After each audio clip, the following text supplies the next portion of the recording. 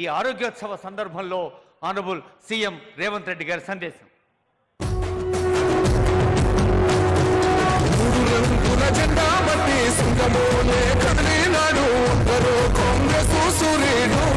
మన రేవంత్ అన్న నిగ్గదీసి అడిగే మునగాడు వీడు భూమిన వానైతాడు సాధన ధైర్యం వీడు దుంగ దొరల భరతం పడతాడు మన రేవంత్ అన్న పేద ఇంటికి పండుగ తెస్తాడు.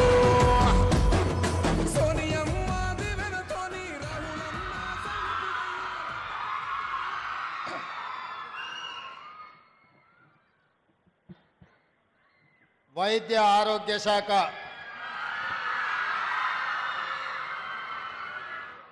ఆధ్వర్యంలో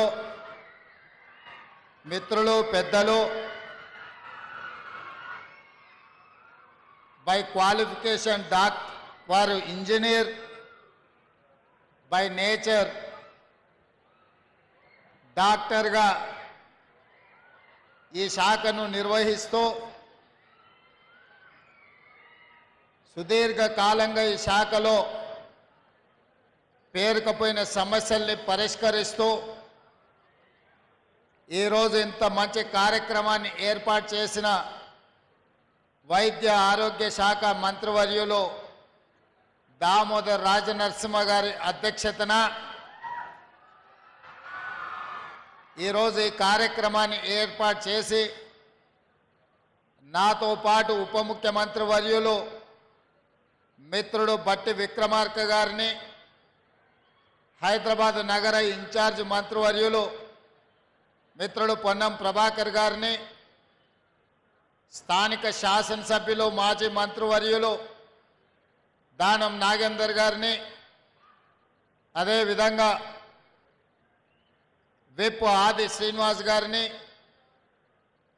నాగరాజ్ గారిని, ఇతర శాసనసభ్యులను, ప్రభుత్వ సలహాదారులు పెద్దలు, మాజీ రాజ్యసభ సభ్యులు, పిసిసి అధ్యక్షులు కేశవరావు గారిని, వేం నరేందర్ రెడ్డి గారిని, మహమ్మద్ అలీ షబీర్ అలీ గారిని, వైద్య ఆరోగ్య శాఖకు సంబంధించిన ఉన్నతాధికారులు అందరూ ఈరోజు ప్రభుత్వ ఉద్యోగులుగా వైద్య ఆరోగ్య శాఖలో చేరబోతున్న వందలాది మంది ఈరోజు ఇక్కడికి విచ్చేసిన మిత్రులందరికీ మనస్ఫూర్తిగా నమస్కారాలు, ధన్యవాదాలు తెలియజేస్తున్నా. ఈరోజు డాక్టర్లుగా, ఫుడ్ సేఫ్టీ అధికారులుగా తెలంగాణకు సేవలు అందించడానికి, తెలంగాణ సమాజాన్ని ఆరోగ్యవంతమైన తెలంగాణగా మార్చడానికి, ఈరోజు బాధ్యత చేపట్టడానికి వచ్చిన మీరు, మీ కుటుంబ సభ్యులు, అదేవిధంగా దాదాపుగా 200 పైచిలకు అంబులెన్స్లను ఈరోజు తెలంగాణ జాతికి అంకితం చేసి, అదేవిధంగా ట్రాన్స్జెండర్లకు సంబంధించిన ఆసుపత్రులను ఏర్పాటు చేయడమే కాకుండా 16 నర్సింగ్ కాలేజీల ప్రారంభోత్సవం, 28 పారామెడికల్ కాలేజీల ప్రారంభోత్సవం, ముఖ్యమైన కార్యక్రమాలన్నిటిని కూడా ఇందిరమ్మ రాజ్యంలో ప్రజాప్రభుత్వం ఏర్పడి మొదటి సంవత్సరం పూర్తి చేసుకుంటున్న సందర్భంలో ఈ పండుగ కార్యక్రమాన్ని మనమందరము ఏర్పాటు చేసుకోవడం జరిగింది. ఇక్కడికి విచ్చేసిన మిత్రులారా, తెలంగాణ రాష్ట్రంలో గత 10 సంవత్సరాలలో జరిగిన నిర్ణయాలు, నడిచిన విధానం మీరు కళ్ళతో చూసింది.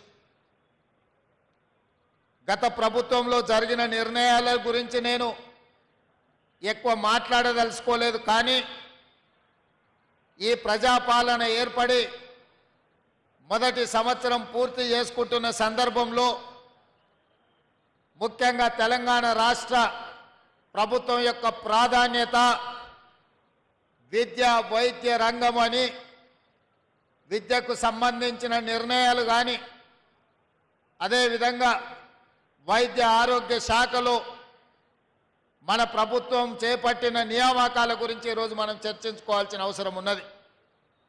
ప్రధానంగా పారామెడికల్ సిబ్బంది నుంచి మొదలు పెడితే 7,750 మందిని అధికారంలోకి వచ్చిన తొలి నాళ్లలోనే ఎల్బీ స్టేడియంలో వాళ్ళకు నియామక పత్రాలు అందజేసి సుదీర్ఘ కాలంగా ఒక దశాబ్ద కాలం నియామకాలు లేకపోవడం వల్ల నిరాశ నిర్లిప్తతతో ఒక దశలో కొంతమంది ఆత్మహత్యలే శరణ్యం అనుకుంటున్న సందర్భంలో ప్రజలెన్నుకున్న ప్రభుత్వం ప్రజా ప్రయోజన కార్యక్రమాలు చేపట్టాలని ఎల్బీ స్టేడియం వేదికగా 7,750 మంది వైద్య ఆరోగ్య సిబ్బందిని నియమించడమే కాకుండా ఇంకా 6,496 ఖాళీలను భర్తీ చేయడానికి పరీక్షలు పూర్తి చేసి తొందరలోనే ఇంకొక 6,500 మంది ఈరోజు వైద్య ఆరోగ్య శాఖలో నియమించాలని ఈ ప్రభుత్వం కార్యక్రమాలు తీసుకొని ముందుకు వెళ్తుంది. ఈరోజు నియామకమైన డాక్టర్లు కావచ్చు, గతంలో నియామకమైన పారామెడికల్ సిబ్బంది కావచ్చు, రేపు భవిష్యత్తులో నియామకం కాబోతున్న వైద్య ఆరోగ్య శాఖ సిబ్బంది కావచ్చు, దాదాపుగా ఒక సంవత్సరంలో వైద్య ఆరోగ్య శాఖలో 14,000 మంది నియామకం స్వతంత్రం వచ్చిన నాటి నుంచి ఈ రోజు వరకు జరగలేదు అని చెప్పి నేను అధికారికంగా చెప్పదలుచుకున్నా. సంవత్సరం తిరిగే లోపల 14,000 నియామకాలు జరిగిన చరిత్ర ఏ రోజు కూడా లేదు. ఈ రోజు ఇంత అద్భుతంగా ఈ శాఖలో నిర్ణయాలు తీసుకున్నామంటే మీ శాఖ మంత్రివర్యులు పెద్దలు దామోదర్ రాజ నరసింహ గారు నేను చెప్పినట్టుగా బై ఎడ్యుకేషన్ వారి ఇంజనీరు, బై నేచర్ వారి డాక్టర్ కాబట్టి మీ సమస్యల్ని అవగాహన చేసుకొని నా దగ్గరకు వచ్చి ముఖ్యమంత్రిగా మీరు నిర్ణయాలు చేయాల్సిందే, నాకు సంతకాలు పెట్టాల్సిందే. వైద్య ఆరోగ్య శాఖ బలోపేతమైనప్పుడే తెలంగాణ ఆరోగ్యవంతమైన తెలంగాణగా ఉంటుంది. ఈ తెలంగాణ రాష్ట్రాన్ని ఆరోగ్య తెలంగాణగా మార్చడానికి మీరు అన్ని అనుమతులు ఇవ్వాల్సిందే అని చెప్పి వారు ఎంబడిబడి పనులన్నిటిని కూడా ప్రభుత్వం నుంచి సాధించుకున్నారు. అక్కడ ఆర్థిక శాఖ అనుమతులు, ఇక్కడ ముఖ్యమంత్రి కార్యాలయ అనుమతులు తీసుకొని మీ కాలేజీలు కానీ గత ప్రభుత్వం జీవోల ద్వారా 8 మెడికల్ కాలేజీలను ఇచ్చి ఎలాంటి వసతులు ఏర్పాటు చేయకపోవడం వల్ల కేంద్ర ప్రభుత్వం డాక్టర్ల అడ్మిషన్లు చేయడానికి అభ్యంతరాలు పెడితే వారు ప్రత్యేకమైన శ్రద్ధ కనపరిచి కేంద్ర ప్రభుత్వంతో మాట్లాడి తన వైద్య శాఖలో ఉన్న అధికారులను అందరినీ కూడా సమన్వయం చేసుకొని ఈరోజు ఆ కాలేజీల అన్నిట్లలో అడ్మిషన్లు సాధించడం ద్వారా దేశంలోనే అత్యధికంగా డాక్టర్లను అందించే రాష్ట్రంగా తెలంగాణని తీర్చిదిద్దాలని వారు చేస్తున్న కృషిని ఈరోజు మీరందరూ చప్పట్ల ద్వారా వారిని అభినందించాల్సిన అవసరం ఉన్నది. ఎందుకంటే సంబంధిత శాఖ మంత్రికి చిత్తశుద్ధి, పట్టుదల, పని చెయ్యాలన్న ఆలోచన, పని పట్ల అవగాహన ఉన్నప్పుడే ఈ కార్యాచరణ ముందుకు వెళ్తుంది. ఆ మంత్రి గారికి చిత్తశుద్ధి లోపించినా, అవగాహన లేకపోయినా తీసుకుంటున్న నిర్ణయాలు లోపభూయిష్టంగా ఉండే అవకాశం ఉంది. అందుకే ఈరోజు ఒక మంచి మంత్రిగా సమర్థవంతంగా ఈ శాఖను నిర్వహించడమే కాకుండా శాఖలో ఉన్న సిబ్బందిని అందరిని కూడా సమన్వయం చేసుకుంటూ వారు ముందుకు వెళ్తున్నారు. అందుకే ఈ వేదిక మీద నుంచి మీకు అందరికీ తెలుసు, 60 సంవత్సరాల ఆకాంక్ష, లక్షలాది మంది నిరుద్యోగ యువకులు ఉద్యమకారులుగా మారి వందలాది మంది ఆత్మ బలిదానాలు చేసుకొని తెలంగాణ రాష్ట్రాన్ని సాధించినాం. తెలంగాణ ఉద్యమంలో ప్రధానంగా ఆనాడు తెలంగాణ యువత నినదించింది తమ ఉద్యోగ నియామకాల కోసం. రాష్ట్రంలో ఖాళీలుగా ఉన్న ఉద్యోగ నియామకాలు, ఉమ్మడి రాష్ట్రంలో తెలంగాణకు అన్యాయం జరుగుతుందని చెప్పి తెలంగాణ యువత మొత్తం లక్షలాదిగా రోడ్ల మీదకి వచ్చి ఉద్యమ బాట పట్టి తెలంగాణ రాష్ట్రాన్ని సాధించుకున్నారు. మేమందరం ఆశించిన గత ప్రభుత్వం అధికారులకు వచ్చిన తర్వాత రాష్ట్ర ప్రభుత్వంలో ఉన్న అన్ని ఖాళీలను శాఖల వారీగా సమీక్షించి అన్ని శాఖలలో ప్రభుత్వ ఉద్యోగ ఖాళీలను భర్తీ చేస్తారని, కానీ 10 సంవత్సరాలల్లా భర్తీ చేయకపోను నోటిఫికేషన్లు ఇస్తే ప్రశ్నాపత్రాలు జిరాక్స్ సెంటర్లలో అమ్ముకునే పరిస్థితి. అది గ్రూప్ 1 కావచ్చు, గ్రూప్ 2 కావచ్చు, గ్రూప్ 3 కావచ్చు, గ్రూప్ 4 కావచ్చు, లేకపోతే టీచర్ల నియామకాలు కావచ్చు, పోలీస్ సిబ్బంది నియామకాలు కావచ్చు, పారామెడికల్ సిబ్బంది నియామకాలు కావచ్చు. ఏ రోజు కూడా ప్రభుత్వం చిత్తశుద్ధితో ఏకాగ్రతతో ఈ నియామకాలను చేపట్టన్న ఆలోచన ఆనాడు చెయ్యలేదు. అందుకే వేలాది ఖాళీలు అట్లే ఉంటే ఆనాడు నేను ఒక మాట చెప్పిన, 10 సంవత్సరాలు ఓపిక పట్టిండ్రు, 2 సార్లు అవకాశం ఇచ్చిండ్రు. వారికి చిత్తశుద్ధి లేదు, ఈ ఖాళీలను భర్తీ చెయ్యరు. అందుకే కుర్చీలలో కూర్చున్న వాళ్ళ ఉద్యోగాలను ఖాళీ చేయిస్తే వాళ్ళ ఉద్యోగాలు ఊడగొడితే మీ ఉద్యోగాలు వస్తాయని ఆనాడు నేను చెప్పడం జరిగింది. ఆ మాటను నమ్మి విశ్వసించి ఆ కుటుంబంలో ఉన్న వాళ్ళను ఉద్యోగాల నుంచి మీరు బర్తరఫ్ చేసినందుకు, మీరు ఉద్యోగాల నుంచి వాళ్ళని రిమూవల్ ఆర్డర్ ఇచ్చినందుకు ఎంబడే వచ్చిన కొద్ది రోజుల్లోనే మీ ఉద్యోగ నియామక పత్రాలు మీ చేతికి వచ్చినాయి. ఈ రోజు ఈ వేదిక మీద నుంచి అధికారికంగా ఈరోజు నేను మీ ముందు గర్వంగా నేను చెప్పదలుచుకున్నా, 1947 15 ఆగస్టు భారతదేశంలో కావచ్చు, సెప్టెంబర్ 17 1948 నుంచి ఏ ఒక్క సంవత్సరంలో ఈ 75 సంవత్సరాల స్వతంత్ర భారతదేశంలో ఒక రాష్ట్రం ఒక్క సంవత్సరం లోపల ప్రభుత్వ ఉద్యోగాలు 50,000 పైన నియామకాలు చరిత్రలో జరగలేదు. మొదటిసారి తెలంగాణ రాష్ట్రంలో మన ప్రభుత్వం ప్రజాప్రభుత్వం ప్రభుత్వ ఉద్యోగాలు 50,000 పైగా నియామకాలను చేపట్టి ఈ దేశ చరిత్రలోనే ఒక గొప్ప చరిత్రను నెలకొల్పడం జరిగింది. ఈ రోజు అందుకే నిరుద్యోగ యువకులు ప్రభుత్వం నోటిఫికేషన్ ఇచ్చిందంటే 100% పరీక్షలు నిర్వహించి ఫలితాలను ప్రకటించి ఉద్యోగ నియామకాలు పత్రాలు అందజేస్తారని ఈ ప్రభుత్వం మీద సంపూర్ణమైన విశ్వాసం నమ్మకంతో ఏకాగ్రతతో చదువుకుంటూ ఈరోజు పోటీ పరీక్షలకు ఈరోజు ప్రిపేర్ అవుతున్నారు. దానికి ఉదాహరణ టీచర్ల నియామకం. డిఎస్సి నోటిఫికేషన్ ఇచ్చినప్పుడు ఎన్నో రకాల అనుమానాలు, ఎంతోమంది పరీక్షలు వాయిదా వేయాలి అని రోడ్ల మీదకి వచ్చారు. కొంతమంది రాజకీయ ప్రేరేపితమైన కృత్రిమంగా ఆందోళనలు చేపట్టిన. నేను ఖచ్చితంగా చెప్పిన, గత 10 సంవత్సరాలలో ఉద్యోగ నోటిఫికేషన్ల కోసం పోటీ పరీక్షల నిర్వహణ కోసం లక్షలాది మంది రోడ్ల మీదకి వచ్చిన విద్యార్థులారా, మీరు ఆలోచన చేయండి. పరీక్షలు వాయిదా వేస్తే ప్రభుత్వంలో ఉన్న వాళ్ళకు పోయేది ఏమీ లేదు. పరీక్షలు వాయిదా వేస్తే మీ కాలం, మీ జీవితం, మీ అవకాశాలు సన్నగిల్లుతాయి. మీ తల్లిదండ్రులకు మీ మీద ప్రభుత్వం మీద నమ్మకం విశ్వాసం పోతుంది.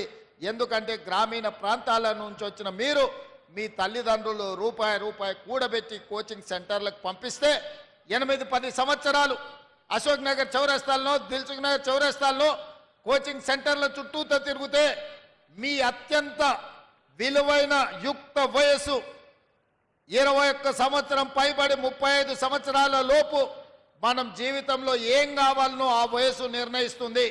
మనం డాక్టర్ అవుతామా, లాయర్ అవుతామా, ఇంజనీర్ అవుతామా, ఐఏఎస్ అవుతామా, ఐపీఎస్ అవుతామా, లేకపోతే ప్రజాప్రతినిధి అవుతామా, ప్రజాసేవకుడు అవుతామా, వ్యాపారంలో రాణిస్తామా అనేది 21 సంవత్సరాలు పైబడి 35 సంవత్సరాల లోపు మన భవిష్యత్తు నిర్ణయం జరుగుతుంది. కానీ ఆ 14 సంవత్సరాలు పోటీ పరీక్ష కోసం 10-12 సంవత్సరాలు కోచింగ్ సెంటర్లలో తిరిగితే యుక్త వయసు కాల గర్భంలో కలిసిపోయినాక నిజంగా ఈ సమాజానికి మనం ఎలాంటి ప్రయోజనం చేకూర్చని వ్యక్తులుగా మిగిలిపోతే మన తల్లిదండ్రుల యొక్క బాధను, దుఃఖాన్ని అర్థం చేసుకోవాలి అని ఒక పట్టుదలతోటి గ్రామీణ ప్రాంతం నుంచి వచ్చిన నేను మీ సమస్యలు తెలిసి ఎవరు ఏమనుకున్నా, ఎవరు రోడ్డెక్కినా, ఎవరు అభ్యంతర పెట్టినా డిఎస్సి పరీక్షల్ని నిర్వహిస్తా అని చెప్పి 55 రోజుల్లో నోటిఫికేషన్ ఇచ్చి పరీక్షలు నిర్వహించి నియామక పత్రాలు 11,000 మందికి ఎల్పి స్టేడియంలో టీచర్లను నియమించిన అంటే అది ఈ తెలంగాణ నిరుద్యోగ యువకుల పట్ల ఈ ప్రభుత్వానికి, మంత్రివర్గానికి ఉన్న చిత్తశుద్ధి అని ఈరోజు నేను చెప్పదలుచుకున్నా. ఇవాళ 50,000 ఉద్యోగాలు ఇచ్చినామంటే ఇవాళ మా కుటుంబంలో మా మంత్రుల పిల్లలకో మా ఎమ్మెల్యేల పిల్లలు మేము ఎవ్వరం ఉద్యోగాలు తీసుకోలేదు 90% నాకు తెలిసినంత వరకు. ఇవాళ మేము 50,000 ఉద్యోగాలు ఇచ్చినామంటే ఈ తెలంగాణ సమాజమే మా కుటుంబం అనుకున్నాం. మీకోసం సేవ చేయడం ఒక గొప్ప అవకాశం అనుకున్నాం. నిరుద్యోగ యువకులకు యువకులకు అవకాశాలు ఇవ్వడం ద్వారా వాళ్ళు జీవితంలో స్థిరపడాలి. ఈ దేశ ప్రయోజనాల కోసం ఈ దేశ అభివృద్ధి కోసం మీరు ప్రయోజకులుగా మారాలి అని మేము చిత్తశుద్ధితో ఏకాగ్రతతో పని చేసినాం. ఎంతోమంది తిట్టిండ్రు, ఏం పోయేకాలం ఈ ముఖ్యమంత్రికి పరీక్షలు వాయిదా వేయమంటే ఎందుకు వేస్తలేడు అని. నేను ఒకటే నిర్ణయించుకున్నా, వాయిదాలు వేస్తే లక్షలాది మంది నిరుద్యోగ యువకులు కోచింగ్ సెంటర్ల చుట్టూతో తిరుగుతూనే తల్లిదండ్రులకు భారం అవుతారు. ఆ భారము మొయ్యలేని పరిస్థితిలో తల్లిదండ్రులకు తమ మొహం చూయించలేక పిల్లలు ఆత్మహత్యలు చేసుకుంటారు. అదే పరీక్షలు నిర్వహించి ఫలితాలు ఇస్తే ఉద్యోగాలు వచ్చిన వాళ్ళు ఉద్యోగాల్లో చేరుతారు, ఉద్యోగం రాని వాళ్ళు ఇంకొక ఉపాధి ఉద్యోగ అవకాశాలను వెతుక్కుంటూ వారు నిర్ణయం తీసుకుంటారు. అందుకే పోటీ పరీక్షలు నిర్వహించిన. ఇదే కాదు, ఈరోజు గ్రూప్ 1 జరిగినప్పుడు కూడా గ్రూప్ 1 పరీక్షలు వాయిదాలు వేయాలని మన ప్రభుత్వం ఇచ్చిన జీవోలలో కోడిగుడ్డు మీద ఈకలు పీకినట్టు పీకాలని, తప్పులు పట్టాలని హైకోర్టు నుంచి సుప్రీంకోర్టు వరకు అన్ని దగ్గరలకు పోయినారు. ఎక్కడ కూడా వాళ్ళ వాదన కోర్టులు సమర్థించకపోను తిరస్కరించి పరీక్షలు నిర్వహించమన్నారు. లక్షలాది మంది నిరుద్యోగ యువకులు గ్రూప్ 1 పరీక్షలకు ప్రిపేర్ అవుతుంటే పరీక్షలు నిర్వహించమని ధర్నాలు చేసిన వాళ్ళు పరీక్షలు వద్దు అని కృత్రిమమైన ధర్నా, ఒక రాజకీయ పార్టీ ప్రేరేపించిన ధర్నా చేస్తే నథింగ్ డూయింగ్ అని గ్రూప్ 1 పరీక్షలు నిర్వహించినాం. మెయిన్ ఎగ్జామ్స్ కూడా నిర్వహించినాం. తొందరలోనే తెలంగాణ రాష్ట్రానికి 2011 తర్వాత గ్రూప్ 1 పరీక్షలే నిర్వహించలేదు. ఉమ్మడి రాష్ట్రంలో 2011లో గ్రూప్ 1 నియామకాలు జరిగితే ఇవాళ 2024కు వచ్చినాం. 13 సంవత్సరాలలో తెలంగాణ రాష్ట్రంలో గ్రూప్ 1 ఉద్యోగ అవకాశాలు నిరుద్యోగ యువకులకు రాలేదు. ఆనాటి ప్రభుత్వం 2017లో నోటిఫికేషన్ ఇచ్చిన పరీక్షలు నిర్వహించకుండా వాయిదాలు పెట్టుకుంటూ నిర్వహించిన పరీక్షలు ప్రశ్న పత్రాలు జిరాక్స్ సెంటర్లలో అమ్ముతుంటే ఆ రోజు ఖచ్చితంగా మాట ఇచ్చిన అధికారంలోకి వచ్చిన ఎంబడే గ్రూప్ 1 పరీక్షలు నిర్వహిస్తాం, ఖాళీలను భర్తీ చేస్తామని ఇవాళ గర్వంగా నేను చెప్తున్న. తెలంగాణ పబ్లిక్ సర్వీస్ కమిషన్ సంబంధించిన ఈ రోజు రిటైర్ అవ్వబోతున్న మహేందర్ రెడ్డి గారు చైర్మన్ గా చాలా దీక్షతో ఈ పరీక్షలను నిర్వహించి ఈ రోజు మెయిన్ ఎగ్జామ్స్ కూడా కంప్లీట్ చేసిన. తొందరలోనే 563 మంది గ్రూప్ 1 అధికారులను ఈ తెలంగాణ నిర్మాణంలో భాగస్వాములను చేయబోతున్నాం. ఇవాళ ప్రక్షాళన చేసిన తెలంగాణ పబ్లిక్ సర్వీస్ కమిషన్ మా పనితనానికి ఒక గీటురాయి. చిన్న ఆరోపణ లేకుండా ఈరోజు పబ్లిక్ సర్వీస్ కమిషన్ పనిచేస్తుంది. మహేందర్ రెడ్డి గారి స్థానంలో సర్వేల్ రెసిడెన్షియల్ నుంచి ఐఏఎస్ పొందిన అతి నిరుపేద కుటుంబం నుంచి వచ్చిన ఒక ఐఏఎస్ ఆఫీసర్ బుర్రా వెంకటేశంని 3.5 సంవత్సరాలు ఇంకా ఐఏఎస్ ఉన్నా అతన్ని ఈరోజు పబ్లిక్ సర్వీస్ కమిషన్ చైర్మన్గా ఎందుకు వేసినా అంటే ఈ పరీక్షలను చిత్తశుద్ధితో పారదర్శకంగా నిర్వహించాలని ఒక సీనియర్ ఐఏఎస్ ఆఫీసును ఇవాళ పబ్లిక్ సర్వీస్ కమిషన్ చైర్మన్ చేసిన. గతంలో ఐపీఎస్ డీజీపీ చేసిన అధికారిని వేస్తే ఈరోజు సీనియర్ ఐఏఎస్ అధికారిని వేసిన. మేము పొలిటికల్ రిహాబిలిటేషన్ సెంటర్గా మార్చదలుచుకోలే పబ్లిక్ సర్వీస్ కమిషన్ అంటే. పబ్లిక్ సర్వీస్ కమిషన్ అనేది ఒక ఉన్నతమైన సంస్థ, ఒక ఉన్నతమైన వ్యవస్థ. అక్కడ పనిచేసే వాళ్ళకు చిత్తశుద్ధి ఉండాలి, అవగాహన ఉండాలి, చదువు పట్ల శ్రద్ధ ఉండాలి. నియామకాలు చేపట్టే వాళ్ళను ఇవాళ వాళ్ళు పోటీ పరీక్షలకు ప్రశ్న పత్రాలు తయారు చేస్తే వాళ్ళకి చదువు ఉండాలి. గతంలో పబ్లిక్ సర్వీస్ కమిషన్ మెంబర్స్ ఎవరయ్యా అంటే ఆర్ఎంపీ డాక్టర్ను పెట్టినరయా. గ్రూప్ 1 ఎగ్జామ్ నిర్వహించేటోడు ఆర్ఎంపీ డాక్టరు, డిప్యూటీ తహసీల్దారు, ఇట్లాంటి వాళ్ళను పబ్లిక్ సర్వీస్ కమిషన్ మెంబర్స్గా గతంలో వేసారు. నేను తప్పు పట్టడం లేదు, కానీ సెక్షన్ ఆఫీసర్ కలెక్టర్ని సెలెక్ట్ చేయలేడు కదా. ఒక సెక్షన్ ఆఫీసరో లేకపోతే ఒక ఆఫీస్లో ఉండే అటెండరో ఆ జిల్లా కలెక్టర్ని నిర్ణయించాలంటే అతని అవగాహన, అతని చదువు, అతనికి అన్ని రకాల అవగాహన ఉండాలి కదా. అట్లాంటి గ్రూప్ 1 పరీక్షలు నిర్వహించే పబ్లిక్ సర్వీస్ కమిషన్లో సభ్యులుగా చిన్న చిరు ఉద్యోగస్తులను రాజకీయ పునరావాస కేంద్రంగా మార్చి ఆ పార్టీ సభ్యులను నియమించడంతో పూర్తిగా భ్రష్టు పట్టుపోయి ప్రతిష్ట దెబ్బతిన్నది పబ్లిక్ సర్వీస్ కమిషన్.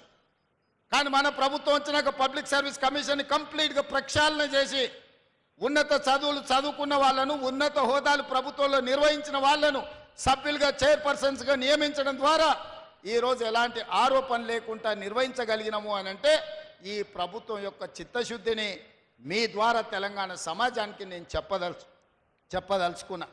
అదేవిధంగా యూనివర్సిటీలకు సంవత్సరాల కొద్ది వైస్ ఛాన్సలర్లు లేరు. మనం వచ్చిన తర్వాత 10 యూనివర్సిటీల వైస్ ఛాన్సలర్లను నియమించడమే కాకుండా ఇవాళ యూనివర్సిటీలలో ఉండే టీచింగ్ నాన్ టీచింగ్ వేకెన్సీలను అన్నిటిని కూడా ఇవాళ ఫిలప్ చేయాలని ఆ వైస్ ఛాన్సలర్స్కు మనం ఈరోజు ఆదేశాలు ఇవ్వడం జరిగింది.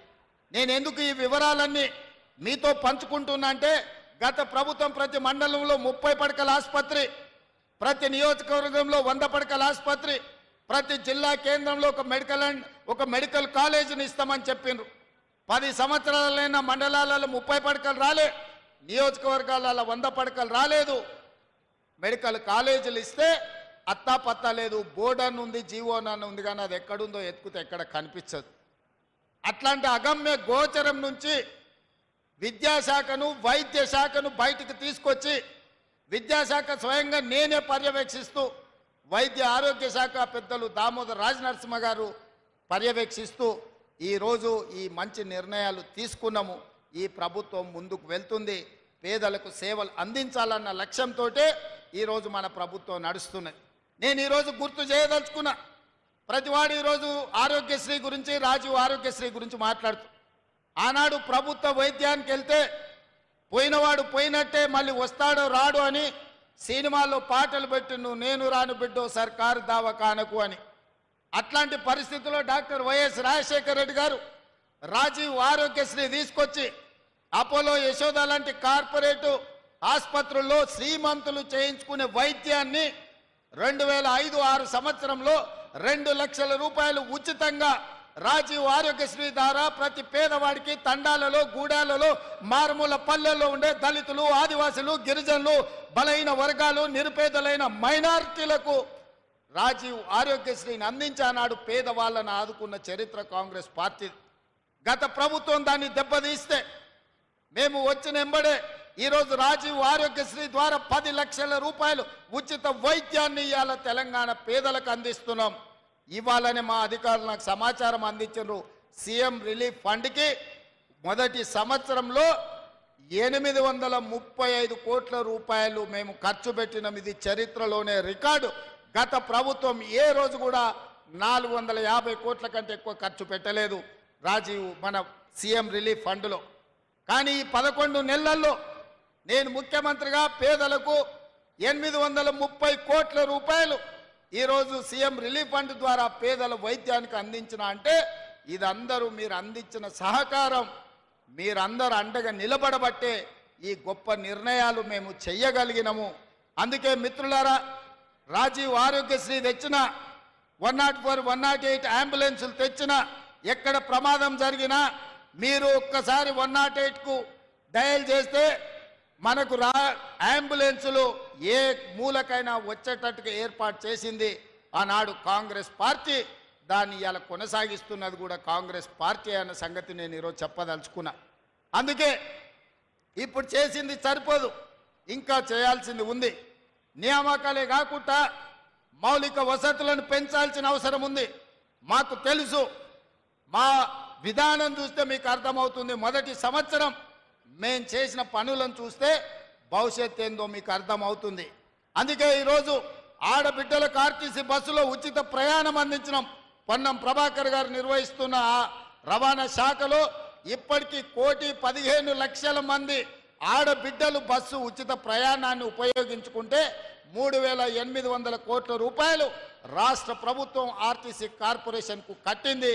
ఆడబిడ్డలు ఈరోజు ఈ రాష్ట్రంలో అమ్మగారింటికి వెళ్ళాలన్నా, ఆలయంలో అమ్మవారిని దర్శించుకోవాలన్నా ఆర్టీసీ బస్సులో అనా పైసా ఖర్చు లేకుండా ఆడబిడ్డలు ప్రయాణం చేసే అవకాశం ఈ ప్రభుత్వం ఇచ్చింది, మీ ప్రభుత్వం ఇచ్చింది. ఇంటికెళ్ళి అమ్మని అడగండి, ఆర్టీసీ బస్సులో అనా పైసా లేకుండా ప్రయాణం చేస్తుందో లేదో. ఇక్కడున్న ఆడబిడ్డలు కూడా ఈరోజు ఉద్యోగాలు వచ్చే వాళ్ళు ఆర్టీసీ బస్సు ఎక్కి ఇంటికి పోయేటప్పుడు చూడండి, ఎవరైనా మిమ్మల్ని ఒక్క పైసా అడుగుతారేమో. ఇది మా కమిట్మెంట్. ఇవాళ పేదవాళ్లకు 200 యూనిట్లు ఉచిత విద్యుత్తు, వ్యవసాయానికైనా ఉచిత విద్యుత్తు. మరి పట్టణాలలో ఉండే పేదలకు లేదా అంటే పేదవాళ్ళకు కూడా విద్యుత్తు భారం పడకుండా టీవీ పెట్టుకున్నా, ట్యూబ్ లైట్ వేసుకున్నా, ఫ్రిడ్జ్ పెట్టుకున్నా పేదవాళ్ళకి ఇబ్బంది లేకుండా 200 యూనిట్ల వరకు ఇవాళ పేదవాళ్ళకు ఉచిత వైద్యం అందిస్తున్నాం. 50 లక్షల కుటుంబాలు ఈరోజు 200 యూనిట్ల ఉచిత విద్యుత్తును ఈరోజు వాళ్ళకు అందుబాటులోకి వచ్చింది. 500 రూపాయలకు సిలిండర్ కూడా 50 లక్షల కుటుంబాలు ఈరోజు తెలంగాణ రాష్ట్రంలో వినియోగిస్తున్నారు. ఈ విధంగా రైతు రుణమాఫీ మొన్ననే పాలమూరు గడ్డ మీద రైతుల పండుగ చేసుకున్నాం. 21,000 కోట్ల రూపాయలు ఈ మొదటి సంవత్సరంలోనే. మీరందరూ రైతుల బిడ్డలు మీ ఇంటికెళ్ళి మీ నాయనని అడగండి, రైతు రుణమాఫీ జరిగిందా లేదా. 2 లక్షల లోపల రుణం ఉన్న 25 లక్షల మంది రైతులకు 21,000 కోట్ల రూపాయలు వాళ్ళ ఖాతాలో వేస్తే వాళ్ళ ఖాతాలో కాసులు గలగల అంటుంటే కొంతమంది గుండెల్లో పిడుగులు పడ్డట్టుగా ఫామ్ హౌస్లో పండుకొని బాధపడుతున్నారు. వాళ్ళ బాధకు మందు లేదు. ఏదైనా మందు ఉంటే ఇక ఆ మందు జూపల్లి కృష్ణారావు గారు ఇవ్వాల్సిందే, వారు లేరు కానీ వాళ్ళ శాఖ ఇవ్వాల్సిందే. ఎందుకై బాధపడుతురు? రైతులకి ఇవాళ 21,000 కోట్ల రూపాయలు మొదటి సంవత్సరంలోనే 25 లక్షల మంది రైతులకు రైతు రుణమాఫీ చేసినాం. అదే కాదు, రైతు భరోసా సంక్రాంతి పండుగ తర్వాత ఖచ్చితంగా రైతులను ఆదుకుంటాం, రైతు భరోసా ఇస్తామని చెప్పి ఈ ప్రజలకు చెప్పినాం. మా మీద ఉన్న నమ్మకంతో రైతులు ఈరోజు పండుగ చేసుకుంటున్నారు. అంతకుముందు వరేసుకుంటే ఊరేసుకున్నట్టే అని చెప్పారు గత పాలకులు. కానీ మేమేమన్నాం, వరి వెయ్యండి, వరి పండించండి, సన్నాలు పండించండి, తెలంగాణ సోన పండించండి, తెలంగాణలో ఉండే అన్ని residential schools, hostel, Kasturba ration షాపుల్లో సన్న బియ్యం ఇస్తాం. పేదోడు బుక్కెడు బువ్వ తినాలి అంటే సన్న బియ్యం ఇవ్వాలి, సన్నాలు పండించండి, 500 రూపాయలు బోనస్ ఇస్తా అని నేను చెప్పిన. దేశంలోనే స్వతంత్రం వచ్చినప్పటి నుంచి ఏ రాష్ట్రం పండించనంత ఈ వానాకాలం 1,53,00,000 మెట్రిక్ టన్నుల వడ్లు పండించిన రాష్ట్రం ఈ దేశంలోనే తెలంగాణ ఉంది. 29 రాష్ట్రాల పంజాబ్ లాంటి రాష్ట్రం ఆంధ్రప్రదేశ్ కూడా తెలంగాణతోని పోటీ పడలేదు. 66 లక్షల ఎకరాలల్లో 1,53,00,000 వడ్లు మెట్రిక్ టన్నుల వడ్లు పండించిన చరిత్ర తెలంగాణది, తెలంగాణ రైతాంగానిది.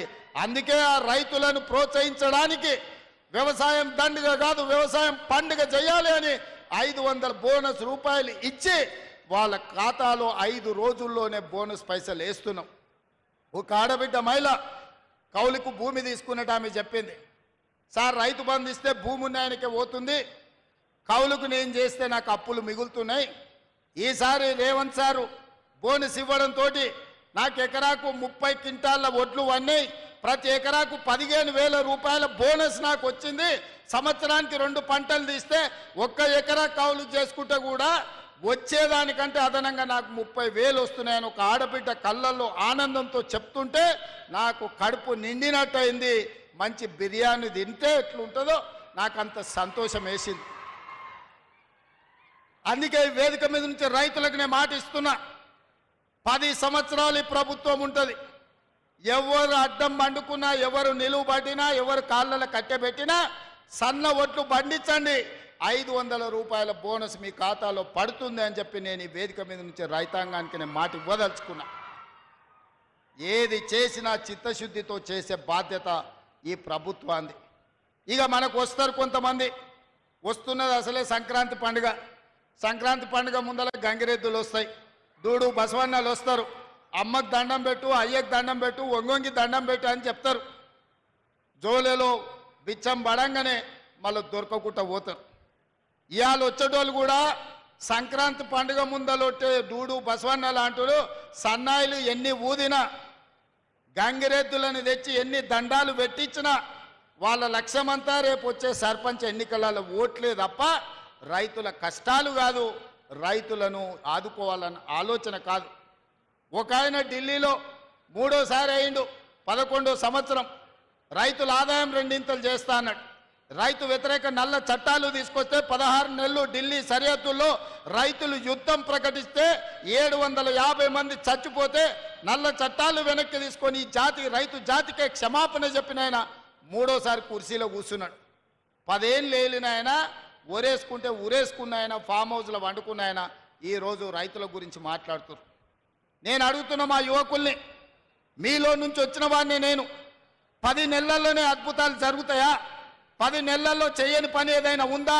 10 ఏళ్ళు చేసిన ఆయన ఒకటైనా 11వ సంవత్సరం చేస్తున్నాయి ఇంకొక ఆయన. వాళ్ళిద్దరు కలిసి మనల్ని బద్నాం చేయాలని తిరుగుతున్నారు.